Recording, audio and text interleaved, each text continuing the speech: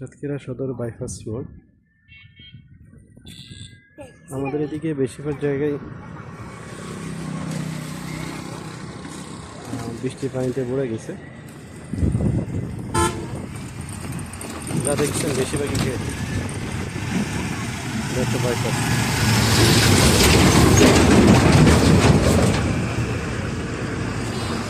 তো একজন মাছ ধরতেছে,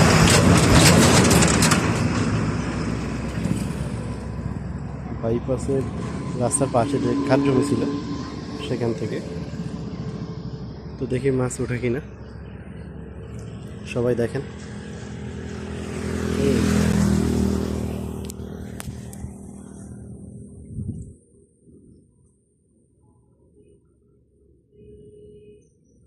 যেহেতু পাশে সবগুলাই আপনার ঘের, মানে মাছের ঘের, তো বেশিরভাগই আপনার পানিতে ডুবে গেছে।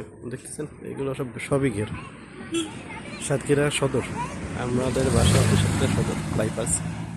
যতগুলো দেখছেন পাশে সবই ঘের। তো একজন জাল দিয়ে মাছ ধরতেছে, দেখা যাক মাছ পাওয়া যায় কিনা।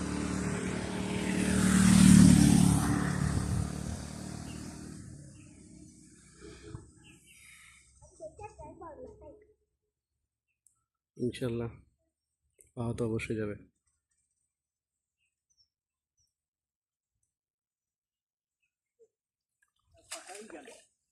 একবারে উঠেনি, মিস্টেক। এবার মাছই পাওয়া গেল না, আপনাদের দেখানো হলো না। ওই পাওয়া যাচ্ছে আর কি। এই সাইডে উনি দুই সাইডেই মারতেছে, তো এইদিকেও মারতেছে, তো এই সাইডটা মিস্টেক হলো আর কি। পাওয়া যাবে ইনশাল্লাহ।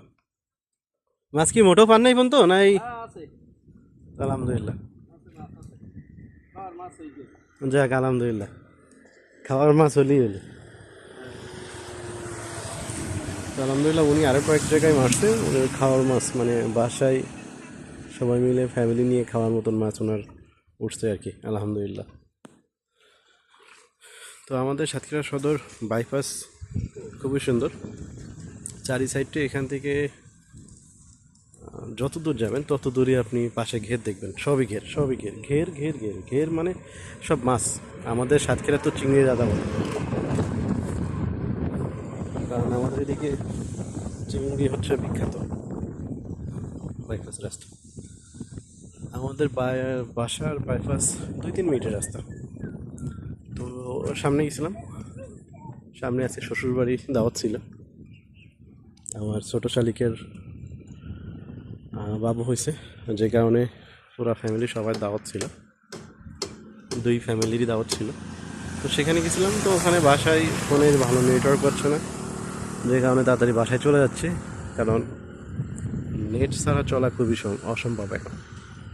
বাসায় ওয়াইফাই আছে আলহামদুলিল্লাহ, আমাদের এমনি নেটের সমস্যা দেয় না, তো কী কারণে দেখা দিল বুঝলাম না। তো উনি আরেকবার ট্রাই করবে, দেখা যাক। আল্লাহ তাআলা অশেষ রহমতে এদিকে যা দেখতেছেন সব ঘের, পুরোটাই ঘের। এখান থেকে আপনি যদি 30-40 কিলোমিটার ভিতরে যা যাবেন সবই ঘের, 2 সাইডেই ঘের।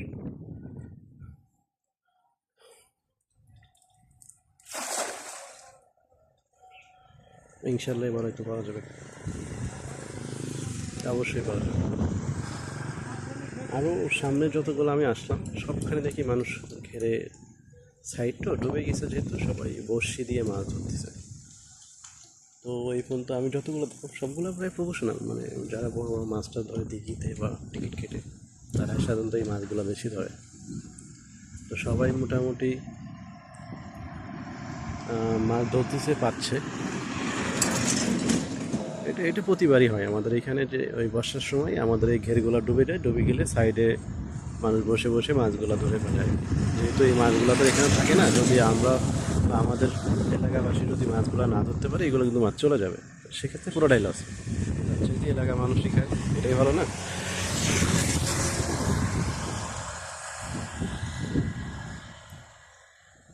আশা করি অবশ্যই পাওয়া যাবে ইনশাল্লাহ।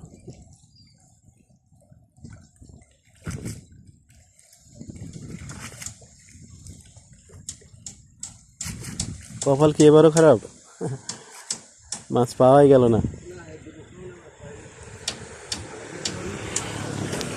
যাক, আল্লাহ ভরসা, সবাই ভালো থাকবেন, সুস্থ থাকবেন, আমাদের সাতক্ষীরা আসবেন, ঘুরবেন, ভালো থাকবেন, আল্লাহ হাফেজ।